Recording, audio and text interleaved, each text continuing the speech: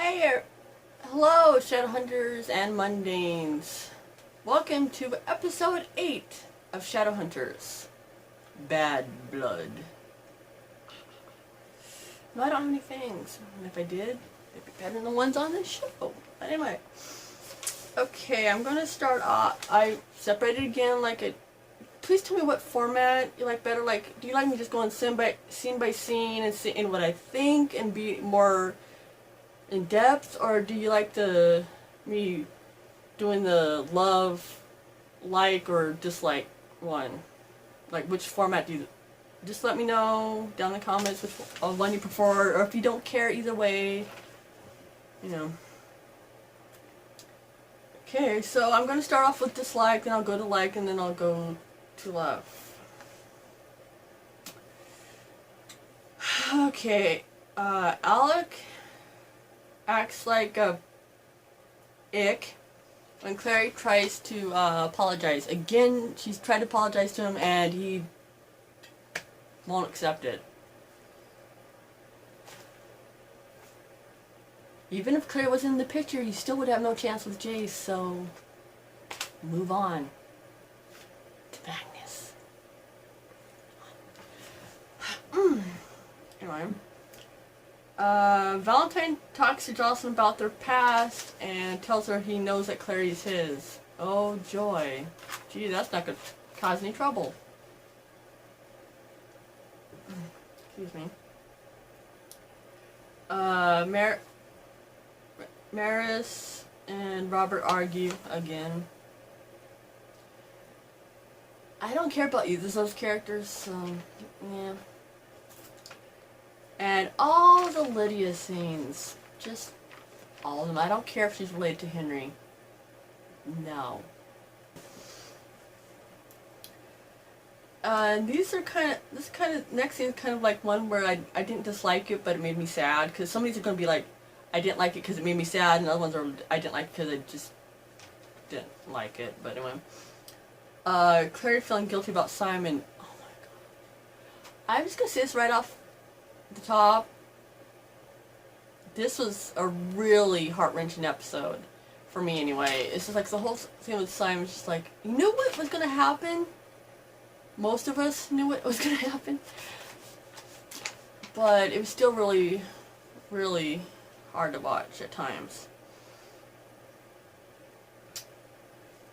And the next one I wasn't a big fan of was, oh, the Clave. Just the Clave in general. I don't like them. They just act like they know better than everything, but yet they're not the ones out there fighting. They're not the ones running the Institute, but they think they are like gods, and they're not. Obviously, but anyway.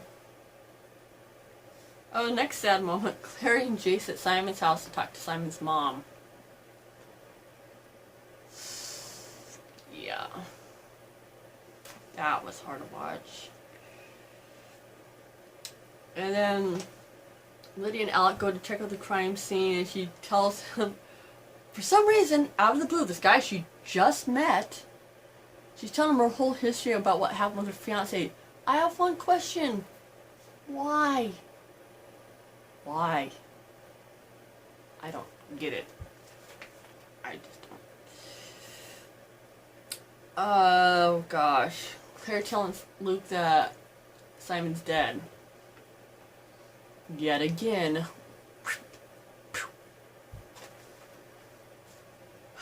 The light was getting kicked out of the Institute. Well, we all know it's not gonna happen.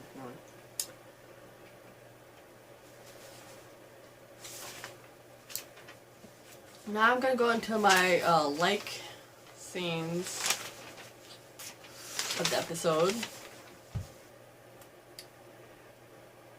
I like seeing where they were like, you know, about they were worried about being invaded and all that, because it was just action, and I like action as long as none of our people get hurt.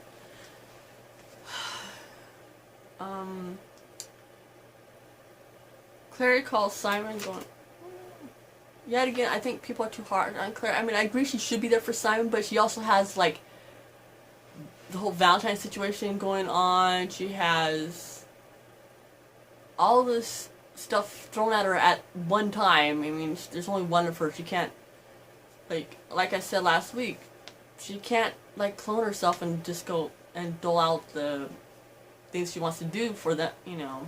Anyway. Oh, Raphael and Jace, arguing.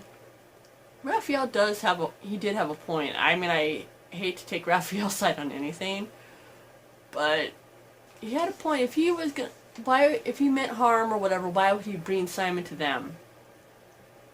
So, yeah, I actually sided with Raphael at one time. Oh, I love how Jace goes along with Clary's plan on how to deal with Simon's mom, because he cares for her. I love that. And they go up to Simon's room, and Jace tells her the story that when his dad gave him, or anyway, the Falcon story. Jace was 9 when that happened, not 6. I don't get what was the point of changing the age. I'm asking the writers that. I mean, not that it's like the biggest deal in the world, but it's kind of weird. Like, there was like no purpose to changing the age, but I think Dominic showed, emotionally, you could just see, like, oh my gosh, he did such a great job in this episode. Fabulous job in this episode. Great job, Dom. Not that he's gonna see this, but, you know.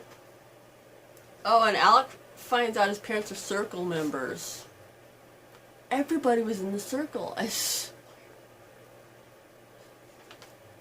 But he shouldn't have had to find out that way, but I kind of like that. I like how he found out because he found out the truth and he needed to know that. So, that's why I like it. Not because, you know, of any other reason.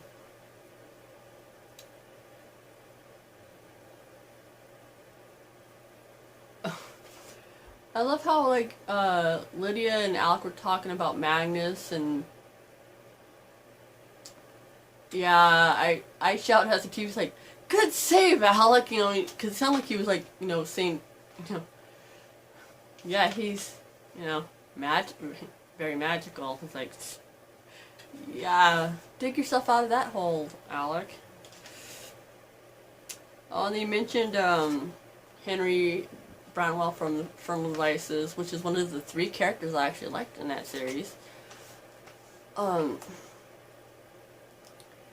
was pretty sure, didn't Henry invent the portals, or did he? I know Max was helping him with it, but I don't know how much of it was Henry, or was it like a mix of Henry and Magnus, because I don't know how much percentage each one of them did for that, but I thought the initial idea was Henry's. Okay, please let me know in the comments, you know about that, please.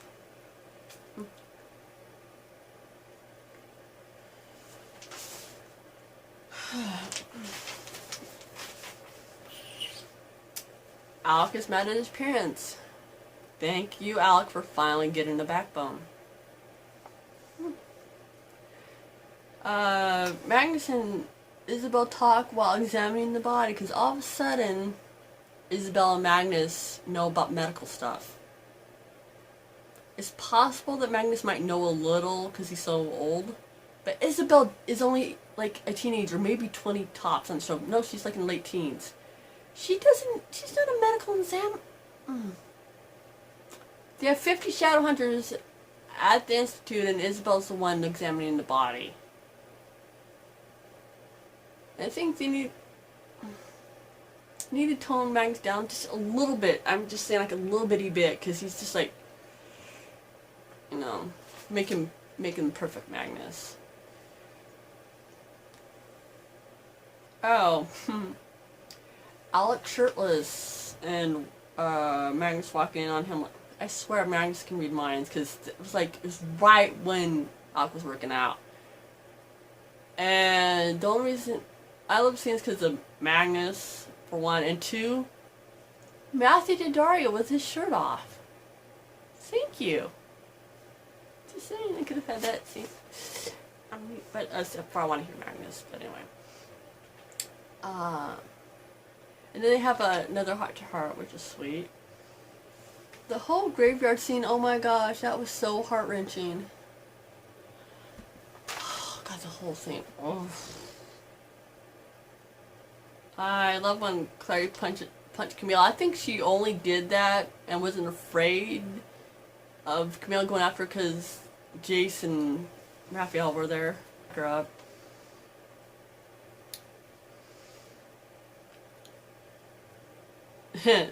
Minions kill Camille. Yeah. Wasn't sorry to see her go.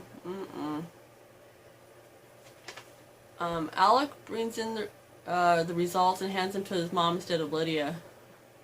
It's like,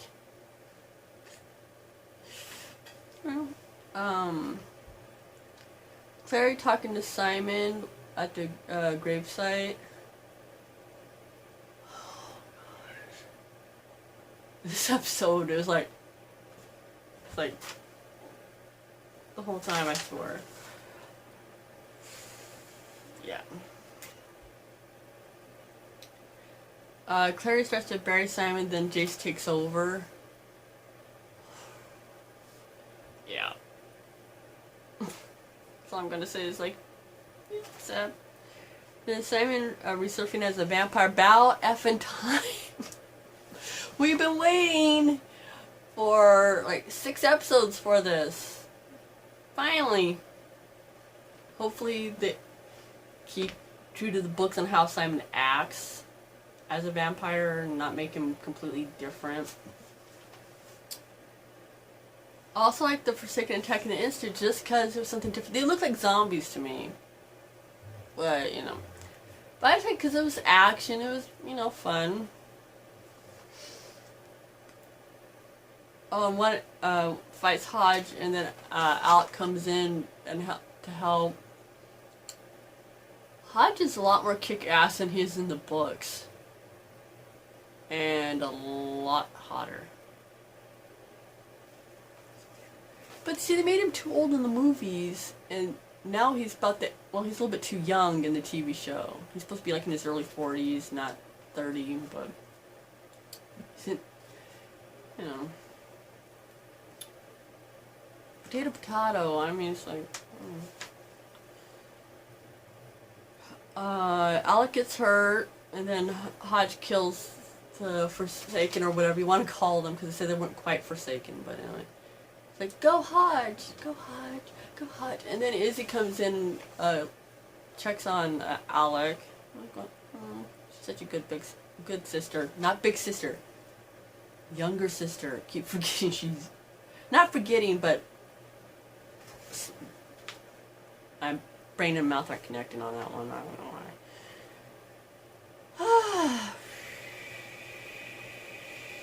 Where am I? Ah. Oh, poor Simon is horrified when he finds out he's gonna be a vampire. And Claire's trying to tell him that he's still the same Simon, he's still her best friend. It's like, I like it because it's finally this whole transition thing was just taking way too long, in my opinion. But and then Simon you know, Raphael throws him, obviously gave him blood, and then he snaps out, and that's when he becomes horrified at what, you know, happened, and then he runs off, and then Raphael promises to watch after him, which, if you read the books, is completely un-Raphael-like. And then they run off, and throughout this whole thing, Jace is trying to comfort Clary the best he can.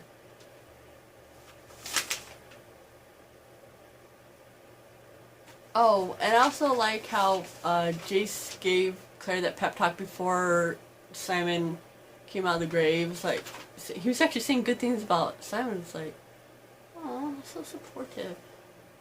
I love Jace. Okay, now to my I love scenes. I probably am going to repeat something here.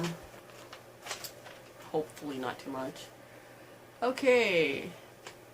The opening scene with Clary and Jace flirting. Loved it. Jace agreeing with Clary. Jace can't stand to see Clary in pain. But there were some times where I thought that Jace was gonna actually cry because he looked like he was like on the verge of doing so. And then I like the Alec and Max moment. That was sweet. And then Clary telling Jace that she doesn't want to be a Shadowhunter if she has to be dead inside. I'm going, you go girl, God, you can have feelings and do your job at the same time. Why would you care about protecting the mundanes if you shut your emotions off?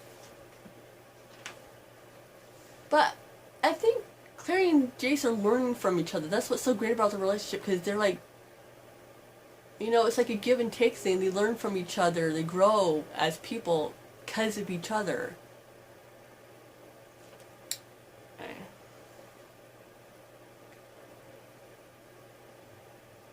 Yeah, Jace was wearing collar this episode. A dark, like, olive green jacket. It's like, Jace doesn't own color. He owns black. But anyway, I mean, not that it's a big deal. It's not. It's just, you know.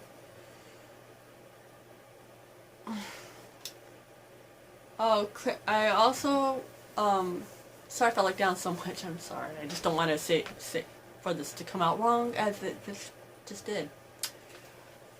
Clary and Jace talking to Luke, and Jace says he hasn't, taken his eyes off of her. I'm going, we know.